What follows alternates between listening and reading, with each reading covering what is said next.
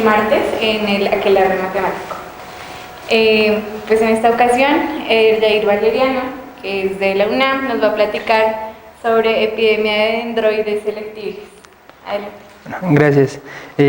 Bueno, primero que nada quisiera agradecer a los organizadores por la oportunidad y a ustedes aquí presentes por estar en esta plática.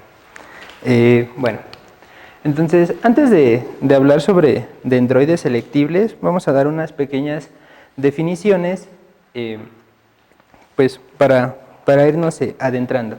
Entonces, vamos a decir que un continuo va a ser un espacio métrico compacto y conexo, ¿sale?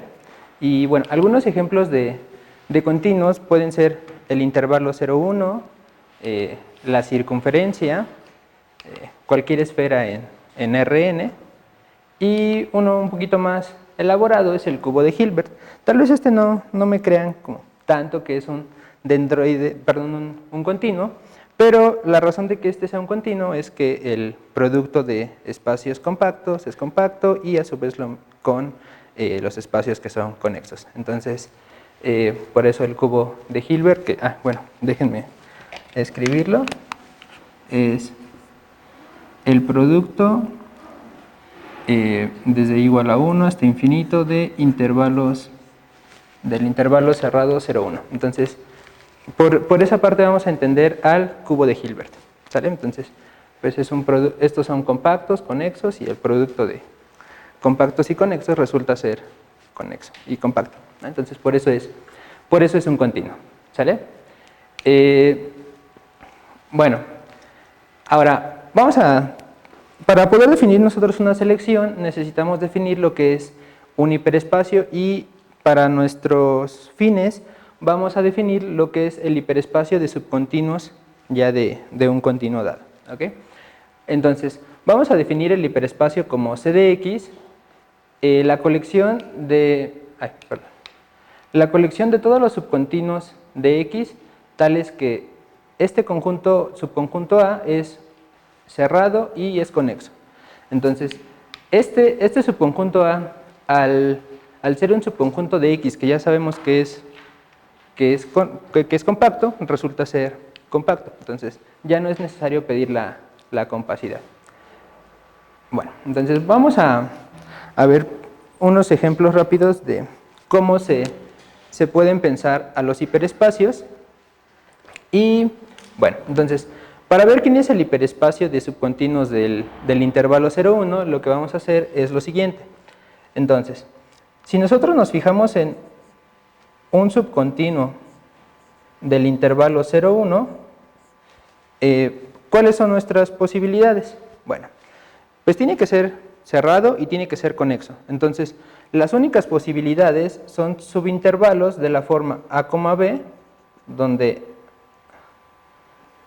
los valores de A y B deben de cumplir esta relación, ¿sale? Y pues conjuntos que sean solamente de un punto. Entonces, estos dos tipos de subcontinuos son los que se encuentran en mi hiperespacio, ¿sale? Ahora, ¿cómo lo podemos representar? Bueno, imaginemos que para cada uno de estos tipos de subcontinuos hacemos una asociación con un punto en R2. Entonces, la asociación que vamos a hacer es de esta forma. Si es un intervalo no degenerado, le vamos a asociar el punto que tiene como coordenadas los extremos, y si es pues solo un punto, le vamos a asociar el punto en la identidad, ¿sale? Entonces, lo que nosotros estamos representando con esta asociación, pues es una figurita de este estilo en R2, ¿sale? Entonces, esto es lo que podríamos pensar nosotros que representa nuestro hiperespacio de el intervalo 0,1, ¿sale? Entonces, digo, esto nada más es para darnos una idea y tener un poquito más de noción sobre dónde estamos trabajando. Recuerden que estos elementos pues son subconjuntos, entonces se encuentran en la potencia, que es algo más grande y más abstracto, ¿sale? Bueno, ahora, Otro ejemplo, pues es la circunferencia, ¿sale? Entonces, bueno, para representar el hiperespacio de la circunferencia, vamos a hacer lo siguiente.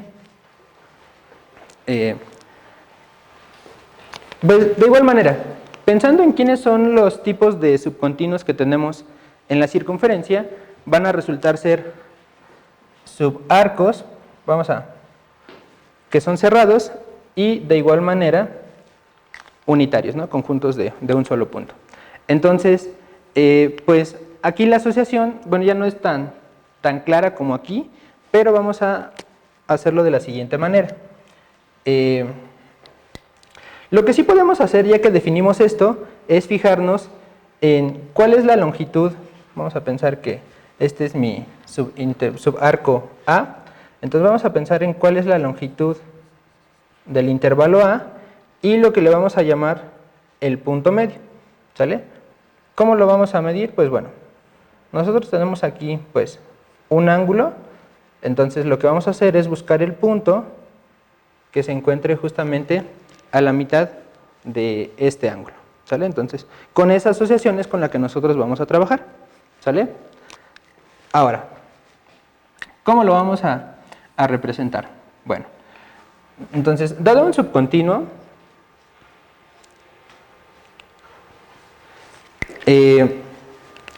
lo que vamos a hacer es asociarle dos números.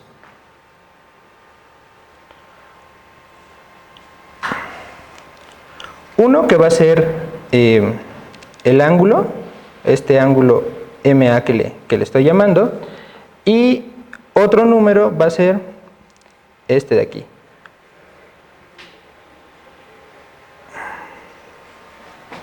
Uno menos la longitud del intervalo A sobre 2pi, ¿sale?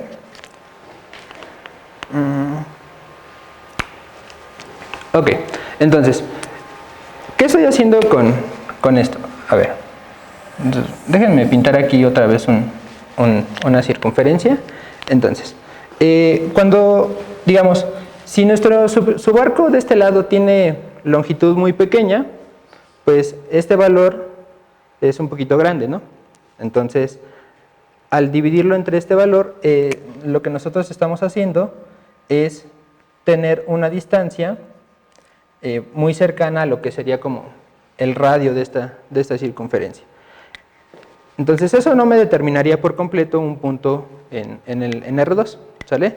¿De qué necesito? Pues necesito del ángulo. Eso es lo que me va a determinar en dónde me voy a parar, ¿sale? Este ángulo de aquí es el que voy a representar como MA, ¿sale? Entonces, de esta manera yo estoy representando pues cada tipo de subcontinuo de la circunferencia con un punto, pero ahora dentro de lo que sería el disco unitario, ¿sale? Pensando que esta también era una circunferencia de radio 1. ¿Ok? Entonces, todo el disco relleno es lo que yo voy a poder entender como el hiperespacio de subcontinuos de la circunferencia. ¿Sale? Entonces, eso es más o menos una pequeña introducción a lo que son los hiperespacios, que es lo que necesitamos nosotros para poder definir lo que es una selección. Bueno, entonces ahora sí, ¿qué es una selección? Entonces, por una selección vamos a entender una función que va del hiperespacio de un continuo en X, ¿sale? En el continuo X, que justamente tiene que ser continua y tiene que cumplir esta característica. Para cada subcontinuo que yo tome, el elemento que voy a elegir debe de ser un elemento de dicho subcontinuo. ¿Sale? Entonces, si un continuo tiene una función de este estilo, vamos a decir que es selectible. ¿Sale? ¿Qué pasó? A eso voy.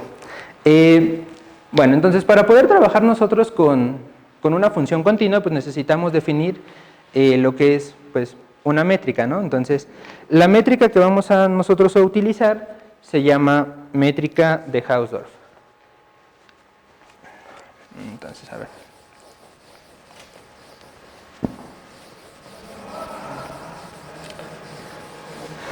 Solamente les voy a comentar cuál es la métrica. No me quiero meter mucho en eso, nada más. Lo que vamos a necesitar solo son ideas intuitivas, pero para que no se queden con la duda. Entonces,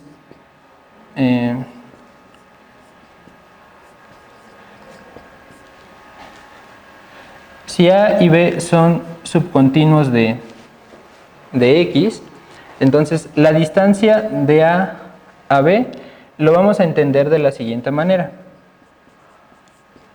El ínfimo de las épsilon mayores que 0, tal es que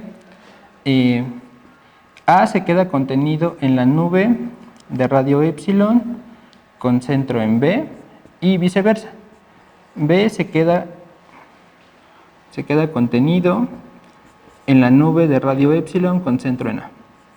Entonces, esa es la definición que nosotros tenemos para la distancia de Hausdorff. Esto de la nube de radio épsilon, piensen lo que son como bolas alrededor de un punto. Es similar. Entonces, imagínense, si yo aquí tengo mi subcontinuo A, la nube de radio épsilon pues es algo que crece alrededor de él. ¿Sale? Esto de aquí es lo que me representaría la nube de radio épsilon con centro en A. ¿Sale? Entonces, lo que yo estoy pidiendo es que si yo tengo aquí mi subcontinuo A, el subcontinuo B no puede ser muy diferente de lo que es A, ¿sale? Y viceversa, cuando yo me fije ahora en la nube de radio épsilon con centro en B, pues debe de suceder lo mismo. Ahora esa se debe de quedar dentro de la nube que digamos sería verde, ¿sale? Entonces, esa es la métrica que nosotros estamos utilizando cuando trabajamos con este hiperespacio, ¿va? Bueno, ahora, algunos ejemplos de continuos que son selectibles es, por ejemplo, el intervalo 0, 1. Y en este continuo, pues, es bastante sencillo y es bastante accesible trabajar con él.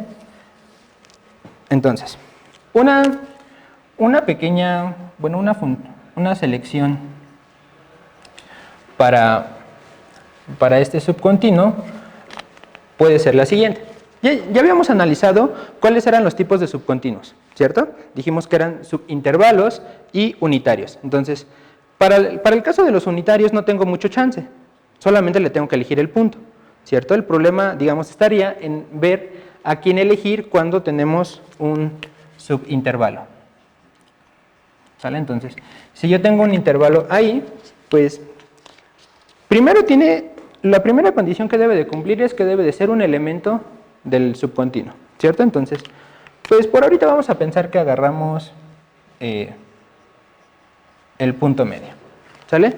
Entonces, habría que probar que haciendo esta asociación, si yo tengo un subintervalo no degenerado, pues le puedo asociar el punto medio y cuando sean unitarios, pues el mismo punto, ¿no? Entonces, hay que ver que eso es continuo.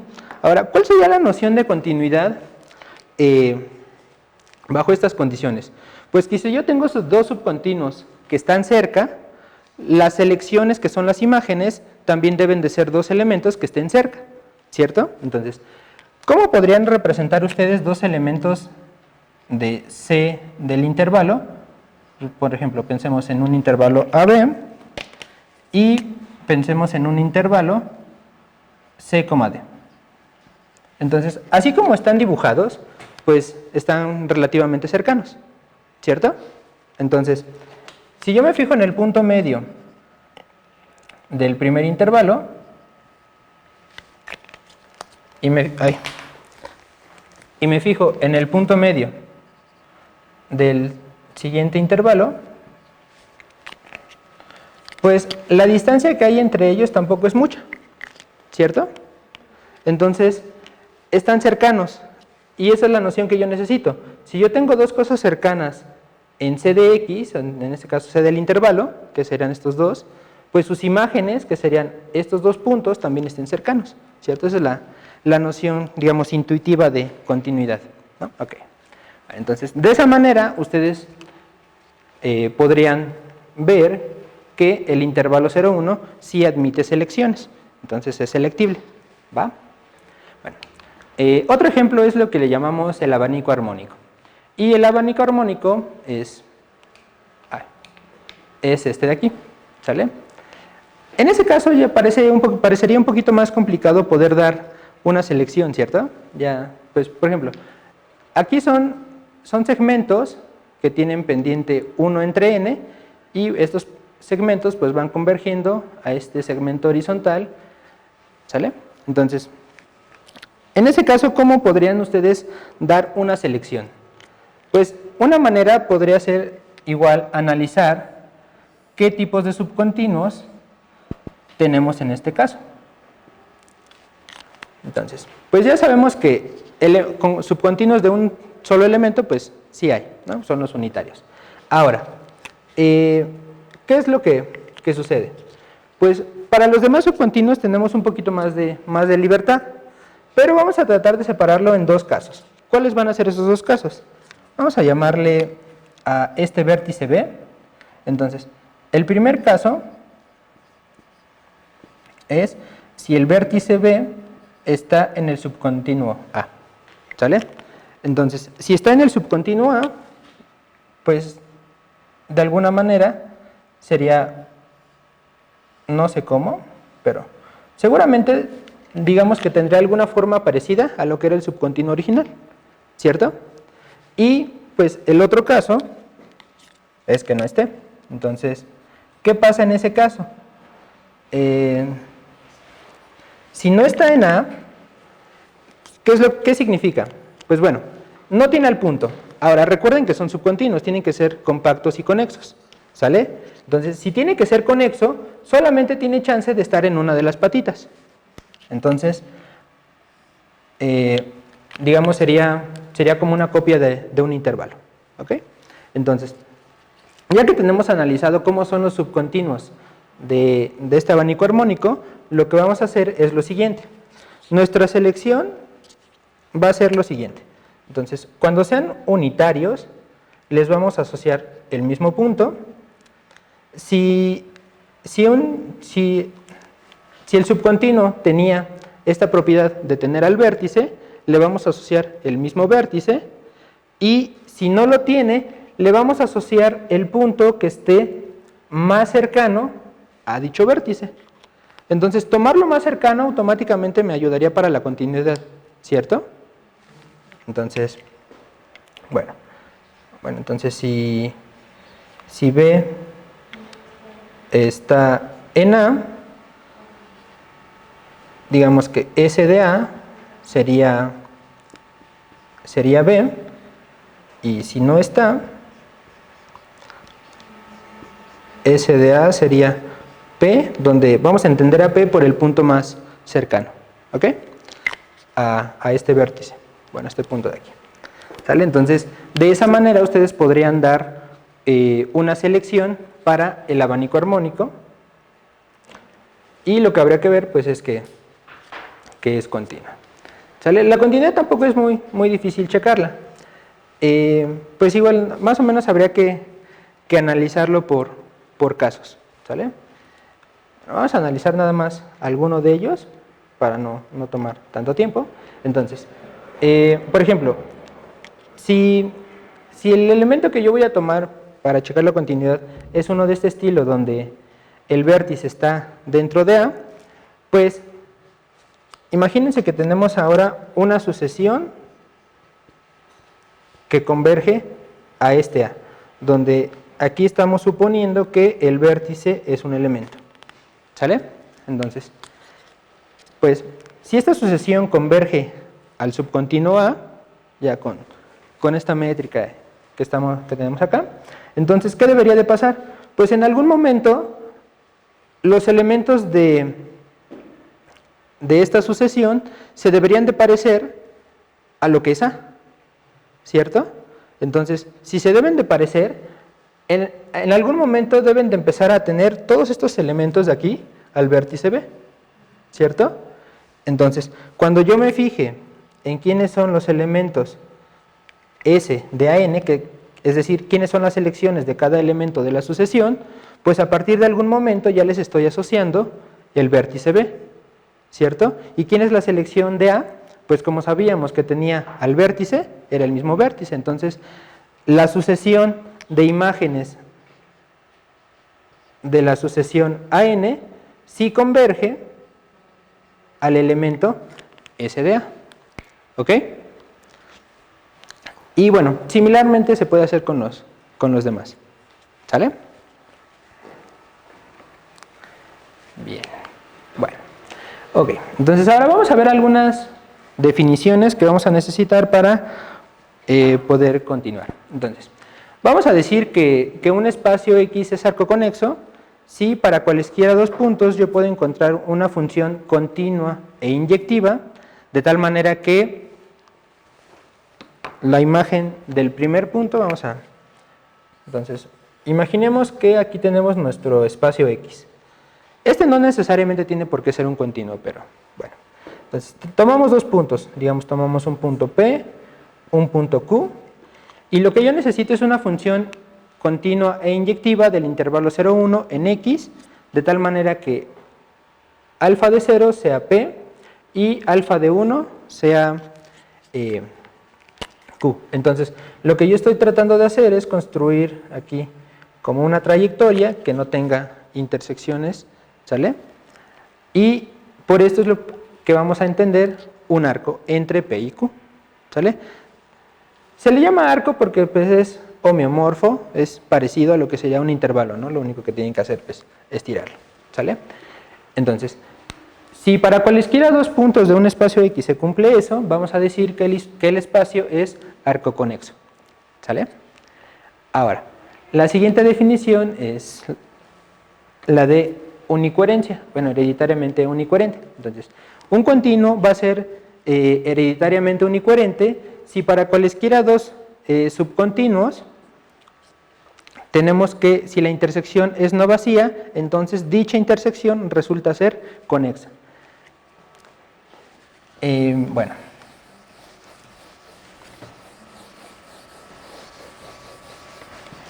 Entonces, en el fondo lo que yo necesito con esta definición es lo siguiente. Imagínense que aquí tengo mi continuo X y yo me tomo dos subcontinuos cuya intersección sea no vacía. Entonces, imagínense que yo me tomo un subcontinuo A de esta manera y un subcontinuo B que es así. Entonces, si yo me fijo en la intersección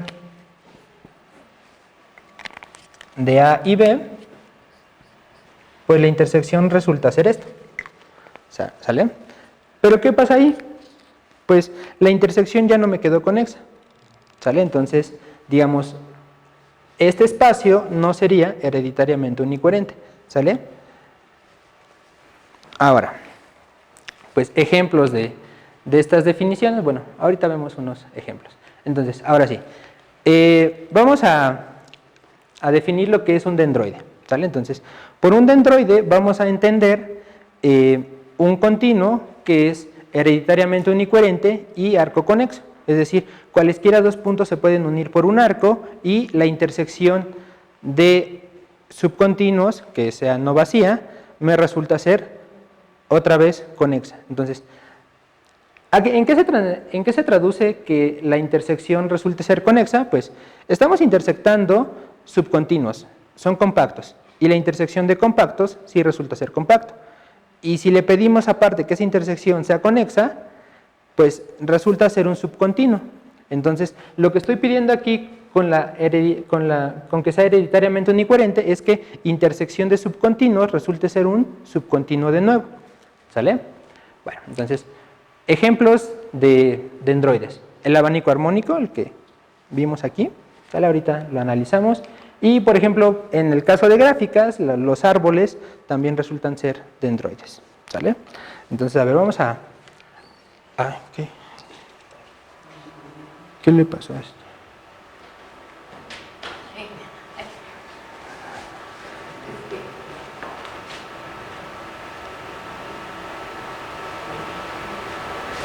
Creo que ya te debería funcionar. Okay. Es que con los...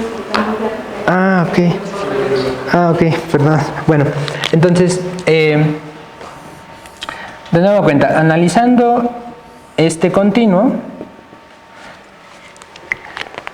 pues de nueva cuenta, si regresamos a recordar cuáles eran los tipos de subcontinuos que teníamos, dijimos que eran como copias del abanico, digamos intervalos y puntos, ¿sale? Entonces, si yo quisiera intersectar lo que fuera un punto con un intervalo, pues la intersección, si tiene que ser no vacía, me tiene que resultar el punto, ¿sale? Entonces sí sería un subcontinuo, ¿va? Ahora, si yo quisiera intersectar de nuevo cuenta un punto, pues con algo que se parece al abanico, pues, es el mismo caso, ¿cierto? Ahora, si yo intersecto dos intervalos, pues ya sabemos que si es no vacío, si resulta ser un nuevo subintervalo, ¿no? Ahora, digamos, el detalle estaría en ver qué pasa si yo intersecto dos de estas cosas, dos abanicos. Entonces, lo que me va a quedar en la intersección, seguro va a estar B, lo que era el vértice, ¿cierto? Y a partir de ahí, en cada patita me voy a ir quedando siempre con la más corta si es que estaba esa patita, si es que había algo de esa patita, ¿sale? Entonces, la intersección también resulta ser un subcontinuo, ¿ok? Entonces, esa es la razón de que el abanico armónico sea un dendroide, ¿sale? Bueno, entonces aquí tenemos otra vez los ejemplos y bueno, como les comentaba, las gráficas que son árboles también resultan ser dendroides por una, digamos, característica más o menos similar, ¿sale? Bueno, ahora, ¿por qué les platico de esto de los dendroides? Hay un resultado para selecciones que dice lo siguiente: si un continuo admite selecciones, entonces este continuo resulta ser un dendroide. Es decir, todos los continuos que admiten selecciones son dendroides. Ahora, eso no quiere decir que todos los dendroides admitan selecciones. Son dos cosas diferentes, ¿ok? Y,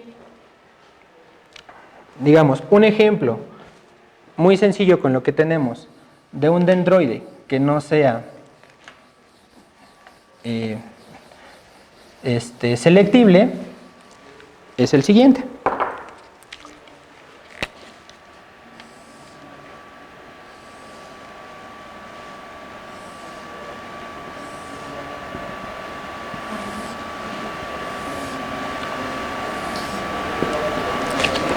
Entonces, pensemos que tenemos como un doble abanico, ¿sale? Entonces, este dendroide no admite selecciones, ¿sale? Y les voy a platicar por qué. Bueno, regresando un poquito a las selecciones que tenemos aquí en el abanico armónico, un continuo puede tener varias selecciones, ¿sale? No necesariamente es única. Entonces, la característica que tiene el abanico armónico es que cualquier selección que ustedes puedan dar debe de cumplir una condición. Vamos a pensar que tenemos este segmento B doble.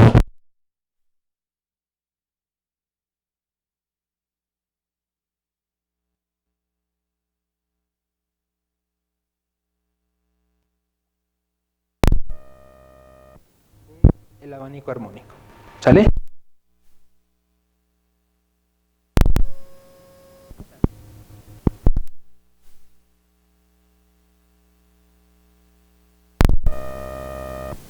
Para la parte de arriba, la selección sería este punto.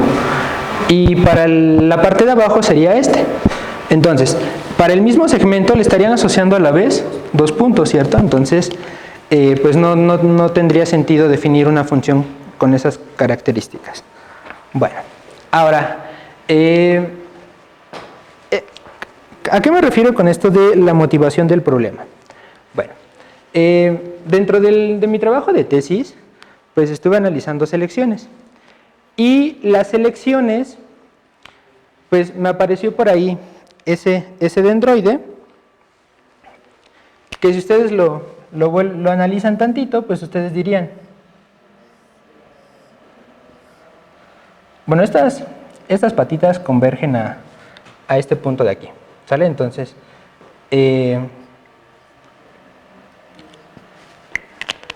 pues si ustedes lo analizan tantito, ustedes dirían, bueno, son dos abanicos armónicos que están unidos por un solo punto, ¿no? Entonces, los dos abanicos como tal sí son selectibles, por separado. Y la pregunta es, ¿qué pasa si yo empiezo a juntar dendroides que son selectibles al menos en un punto? La pregunta es, ¿serán selectibles? En general ya vimos que no, ¿cierto? Yo lo podría pensar de la misma manera, el abanico de arriba, el abanico de abajo, y se están uniendo en la barra límite. Entonces, no necesariamente resulta ser selectible, ¿sale? Pero cuando se unen por un único punto, la respuesta es que sí, resultan ser selectibles, ¿sale? Y este ejemplo fue el que me dio como la motivación a pensar eso, ¿no? Porque les digo, resulta como natural, ¿no? Decir, bueno, aquí tienes un abanico, aquí tienes otro, pero solamente se están uniendo por un punto, no los estás como que alterando demasiado, ¿sale? Entonces, esa es la...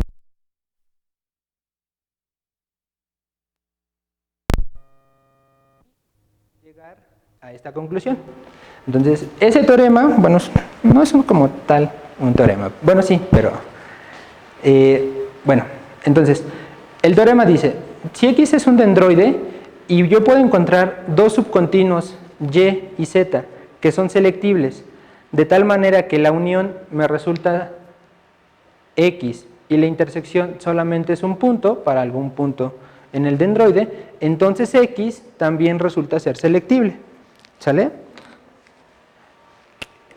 Entonces, si yo, digamos que aquí tengo, digamos, así completo es X. Entonces aquí tengo a Y, aquí tengo a Z, se están uniendo por un punto P. Entonces, esto de aquí me resulta ser selectible, ¿sale? Entonces, de alguna manera como que esto les da lugar a ir jugando con dendroides, ¿no? Si ya tengo dos dendroides selectibles, no importa la manera en la que los una, siempre y cuando sea por un punto, vuelvo a generar un dendroide selectible. Y así lo podría, digamos, ir iterando una cantidad finita de veces. Ojo, hay que tener cuidado, porque en este caso, otra manera de pensarlo es que yo podría ir pegando cada una de estas patitas que vienen de abajo, pero al final no me resulta ser selectible. Entonces, al menos a una cantidad finita, yo puedo ir jugando con esto para poder ir creando nuevos dendroides selectibles, ¿sale? Entonces, de ahí nosotros podemos crear una familia un poquito aún más grande de dendroides selectibles de la que ya se tenía anteriormente. Nada más un pequeño comentario. Hace ratito les comenté que dentro de los dendroides se encuentran los que son selectibles, ¿sale?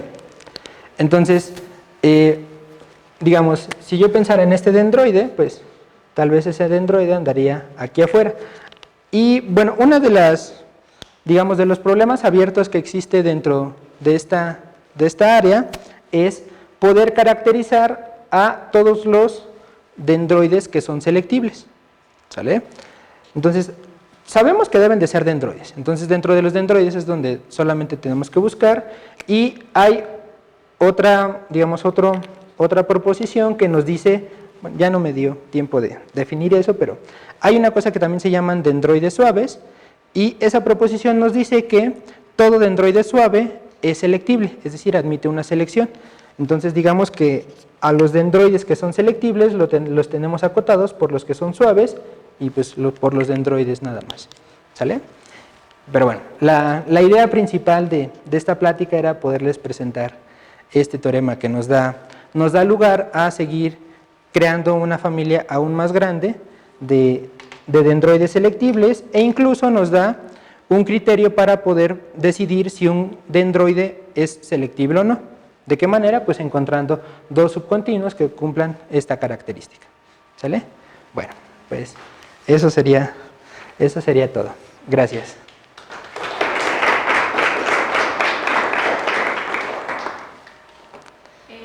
Te agradecemos. Gracias. ¿Alguna pregunta? ¿Cómo haces la selección ahí? ¿Sí? ¿Cómo hago la selección aquí? En el de arriba. Ah, en el de aquí.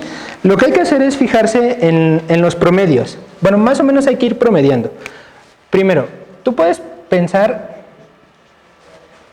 en los dos abanicos. Entonces, si tú agarras un subcontinuo que está en alguno de los dos, pues tú ya tenías una selección con lo que hicimos anteriormente. Asociarle el punto más cercano al vértice B si es que no estaba, o el vértice. ¿Sale? De igual manera, si el subcontinuo se queda de este lado. ¿Sale? Entonces, digamos, la parte difícil es ver qué pasa con subcontinuos que agarren de una parte y de la otra. ¿Cierto? Entonces,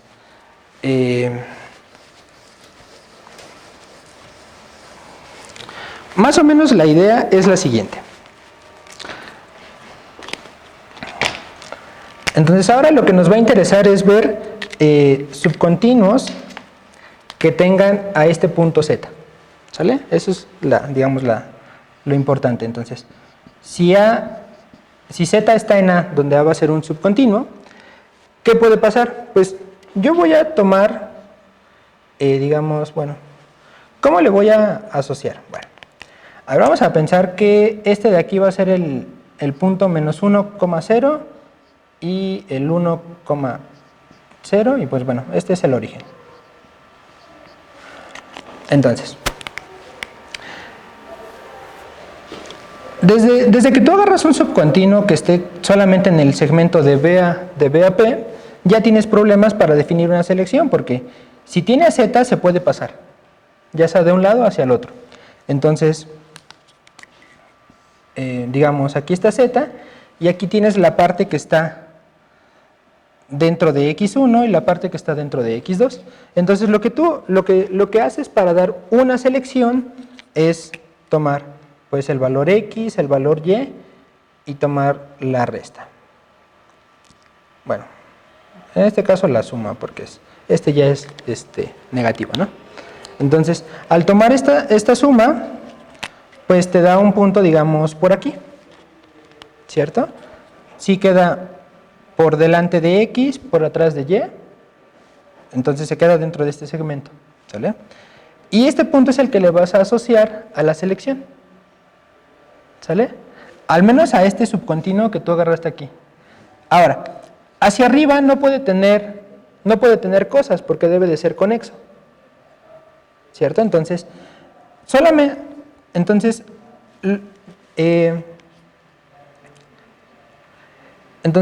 los subcontinuos a los que les vas a hacer esto son a los que se queden aquí adentro, pero que se pasen de los dos lados, o que estén de los dos lados, ¿sale? ¿Y cuál sería otro posible caso? Que tuviera más, exacto. Pero si tú haces este mismo procedimiento, digamos, tú se lo podrías aplicar primero al segmento de B a P. ¿Y quién le estás asociando? Pues si este era menos 1 y este es 1, pues le estás asociando Z.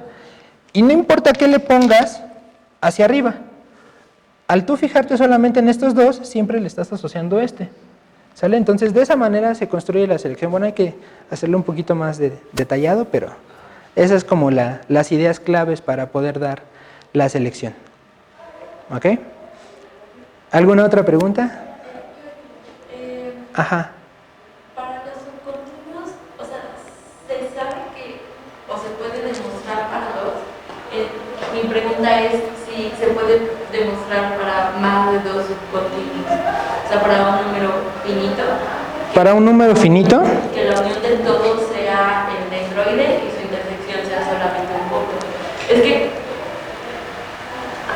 bueno, es que mi pregunta salió de, o sea, cuando pusiste ese diagrama,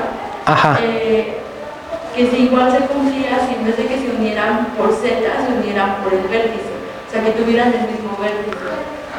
Sí, sí se cumple. Mira, si tú sabes que los tres, digamos, vamos a pensar solamente en tres, son selectibles, ¿qué puedes hacer? Pues bueno, tómate dos, digamos X y Y. Entonces, estos dos son selectibles. Y ya a la hora de considerar con el otro subcontinuo Z, pues piénsalo como uno más grande, y entonces vuelves a tener dos que son selectibles que se vuelven a unir por un punto. Entonces también resulta ser selectible. Entonces, ¿podríamos hacer como ese proceso recursivo para más? Sí, pero solo una cantidad finita. ¿Qué es lo que pasa aquí? Bueno, digamos, y el ejemplo de que no lo puedo hacer una infinidad es aquí, porque siempre le estaría agregando una patita aquí a una infinidad de veces, pero al final, pues ya rompí que pueda ser selectible.